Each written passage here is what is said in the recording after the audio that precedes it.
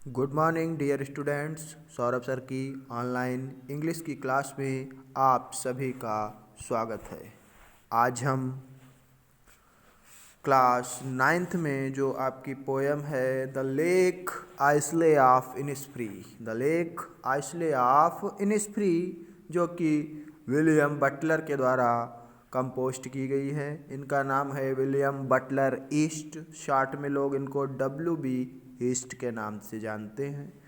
तो सबसे पहले जान लेते हैं, लेक मीन्स आपको पता ही है, और एल से ऑफ इनिस्फ्री। इनिस्फ्री माने एक ऐसा स्थान जहाँ पर कोई भी व्यक्ति निवास न करता हो, एक ऐसा स्थान, या इसको एक द्वीप भी कह सकते हैं आप, जहाँ पर कोई निवास न करता हो।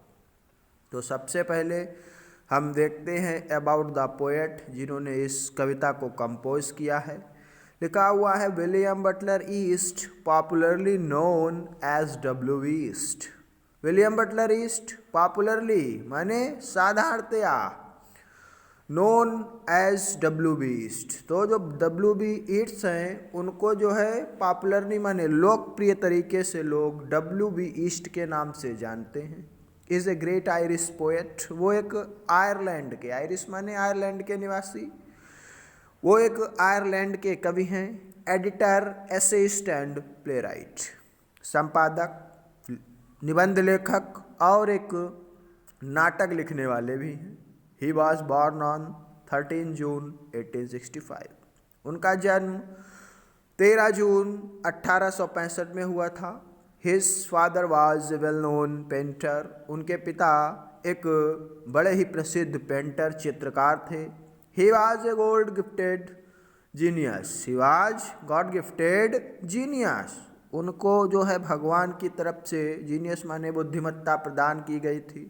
And his environment helped him much, और उनका जो परिवेश था, उनका जो वातावरण था, उसने भी इनकी खूब मदद की। ही आल्सो फाउंडेड ए थिएटर, उन्होंने एक थिएटर का निर्माण कर लिया, द एबी थिएटर, जिसको एबी थिएटर कहा जाता है। And reminded one of its directors through out it's life, and remained और बने रहे, वन ऑफ इट्स डायरेक्टर, इसके निर्देशक, थ्रू आउट हिज लाइफ, अपने संपूर्ण जीवन, तो अपने पूरे जीवन भर वो इस थिएटर के जो निर्देशक, डायरेक्टर मीन्स क्या होता है, निर्देशक, बने रहे। ईस्ट won the Nobel prize for literature in 1923। ईस्ट को 1923 में साहित्य में नोबेल पुरस्कार प्रदान किया गया। He is regarded as the greatest English language poet, उनको अंग्रेजी का या अंग्रेजी भाषा का एक महान कवि कहा जाता है, ऑफ द 20th सेंचुरी, 20वीं शताब्दी का। तो उनको 20वीं शताब्दी का इंग्लिश भाषा की जो कविताएं हैं, ठीक है, उनके लिए उनको महानतम, ठीक है, उनको रिगार्ड माने उनका सम्मान किया जाता है। ही डाइड ऑन 28 जनवरी 1939, उनकी जो मृत्यु थी वो 28 जनवरी 1939 को हो गई। तो आइए देखते हैं इनिस्फ्री नाम की जो पोयम है उसमें कवि क्या कह रहा है। सबसे पहले अबाउट द पोयम देख लेते हैं। Innisfree is the name of a quiet place where the poet as a boy spent a lot of time. Innisfree is the name of a quiet place, Innisfree नाम का एक बड़ी शांत जगह है, क्वाइट माने शांत, प्लेस स्थान, वेयर द पोएट, जहाँ पर जो कवि है, एज ए बॉय, जब वो बच्चा था, लड़का था, spent a lot of time, उसने वहाँ पर बहुत अधिक समय व्यतीत किया। Now living in A city full of artificiality, और अब वो इस समय शहर में रह रहा है जो कि फुल ऑफ आर्टिफिशियलिटी, जो कि क्या है, आर्टिफिशियल माने क्या होता है, नकली, ठीक है, जो नकली भावनाओं से भरी है, एंड फ्रेंटिक एक्टिविटी, और जहाँ पर जो गतिविधियाँ हैं वो भी फ्रेंटिक माने बड़ी ही उबाऊ हैं। He deeply longs for a peace of Innisfree, he deeply longs, वो गंभीर रूप से चाहता है, for the peace of Innisfree, वो इनिस्फ्री जाकर लंबा आराम करना चाहता है। He wants to go there, वो वहाँ जाना चाहता है। The poem is a musical lyric, और ये जो पोएम है, कविता है, वो आपकी क्या है, म्यूजिकल लिरिक है। एक संगीतमय प्रस्तुति है। तो देखिए लिखा हुआ है, I will rise and go now and go to Innisfree and a small cabin build there of clay and wattles made 9 bean rose will I have there, I hive for the honey bee and live alone in the bee loud glade। तो लिखा हुआ है कि I will arise and go now, अब मैं उठूंगा and go now, और चला जाऊंगा go to इनिस्फ्री की ओर। तो अब मैं उठूंगा और इनिस्फ्री चला जाऊंगा। And a small cabin built there, मैं वहाँ पर एक छोटा सा, है ना, कैबिन माने कक्ष, या जिसको झोपड़ी भी कह सकते हैं आप, मैं वहाँ पर एक छोटा सा कक्ष बनाऊंगा। Of clay and wattle made, clay माने होता है मिट्टी, कीचड़ युक्त जिसको मिट्टी कहते हैं, क्ले एंड वेटल्स मेड, और मैं उस झोपड़ी की जो क्या है, क्ले एंड वेटल्स मेड, उसकी जो 4 दीवारी है वो मैं किससे बनाऊंगा, 4 दीवारी को वेटल्स मेड, जो वहाँ टहनियाँ पड़ी हुई हैं और जो वहाँ की मिट्टी है उससे बनाऊंगा। 9 beans robil I have there, और मैं वहाँ पर 9 bean rose will I have there, मैं वहाँ पर 9 सेम की पंक्तियाँ लगाऊंगा। ए हाई फॉर द हनी भी, और शहद का वहाँ पर एक छत्ता भी होगा। And live alone in the bee loud glade, and live alone, और मैं अकेला रहूँगा in the bee loud glade, उन मधुमक्खियों की गुंजार युक्त आवाज़ को सुनते हुए मैं वहाँ पर अकेला रहूँगा।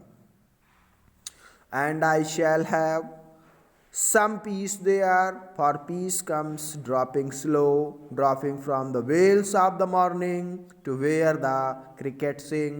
There midnights all glimmer and noon a purple glow, and evenings full of the linnet wings। तो कहता है कि and I shall have some peace there, and और I shall have some peace there, मैं वहाँ पर थोड़ी शांति चाहता हूँ। For peace comes dropping slow, और जो शांति है वो क्या है, धीरे धीरे आ रही है। Dropping from the veils of the morning to where the cricket sing, dropping from the veils of the morning, veils माने क्या होता है, आवरण।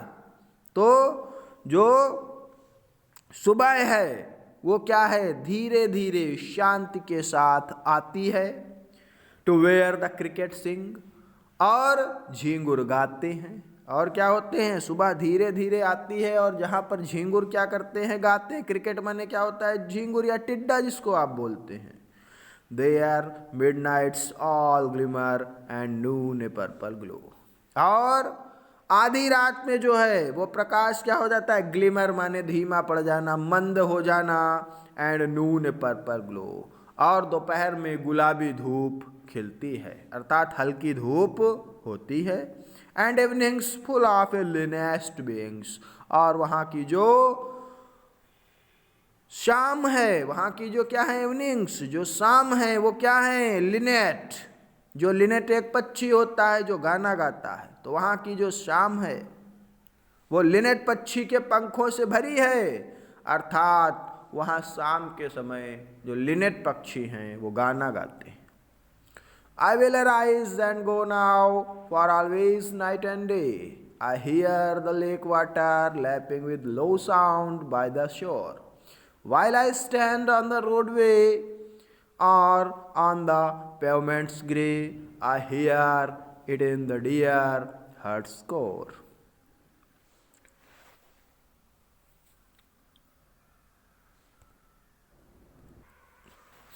तो I will arise and go, मैं उठूंगा और चला जाऊंगा। For always night and day, for always night and day, क्योंकि वहां पर सदैव दिन रात होता है। I here the lake water lapping with low sound by the shore, I hear मैं सुनूंगा द लेक वाटर लैपिंग, कि जो नदी, जो लेक माने क्या होती है, झील, झील की जो झील के पानी की जो लैपिंग, लैपिंग माने होता है छप छप की आवाज। तो मैं वहां पर झील के पानी की छप छप की आवाज सुनूंगा बाय द शोर, उसके किनारे पर। While I stand on the roadway or the pavement's grey, और मैं ऐसी सड़क पर खड़ा हो जाऊंगा जो सड़क की जो क्या है, रोडवे, जो सड़क की जो पगडंडी है, पटरी है, वो क्या है, पेवमेंट्स ग्रे, जो कि भूरी है।